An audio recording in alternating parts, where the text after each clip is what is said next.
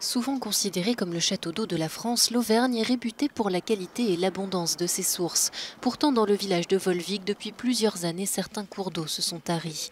Édouard de Féligonde en a fait l'amère expérience. Propriétaire d'une pisciculture utilisée depuis 3 siècles, il a dû stopper son activité en 2018 à cause du manque d'eau.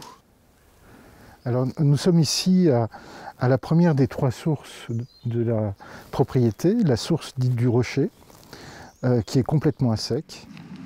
Alors qu'elle produisait jusqu'à 60 tonnes de poissons par an, la pisciculture est aujourd'hui vide, l'eau stagne et le site se dégrade.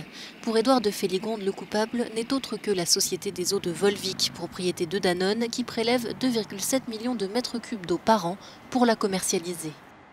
En amont, vous avez des puits anthropiques. C'est là où Volvic prélève l'eau. Et ce sont les pompages anthropiques qui sont à l'origine de la baisse catastrophique des débits sur la propriété. La problématique, c'est que ces pompages ont été faits sans aucune étude d'impact et donc en niant totalement le droit des avaliers. Édouard de Féligonde a entamé des actions judiciaires contre Danone et contre l'État français qui accorde les droits de pompage. Mais ces interrogations autour de la gestion de l'eau sont partagées par nombre d'habitants. Un collectif regroupant plusieurs dizaines d'associations a été créé il y a quelques mois pour demander notamment que l'eau aille en priorité aux populations et aux écosystèmes. On souhaite que l'État reprenne la main et fasse une investigation pour mesurer l'état de santé de la nappe d'eau, voir si elle se recharge convenablement, durablement.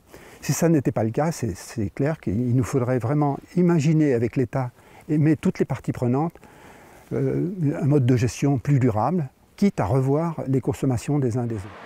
La Société des eaux de Volvic assure faire déjà des efforts, notamment en période de sécheresse, mais se dit ouverte à la discussion. Nous suivons en permanence comment évolue cette ressource en eau. Donc si on regarde par rapport à notre autorisation, on est à peu près 10% en dessous de notre droit de prélèvement. Et ces dernières périodes estivales, nous avons réduit entre 10 à 16% les quantités que nous avons prélevées.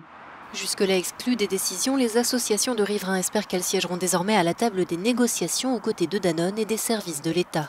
Les tensions autour du partage de l'eau entre habitants, entreprises et secteurs agricoles sont loin d'être réservées à Volvic ou encore à la France.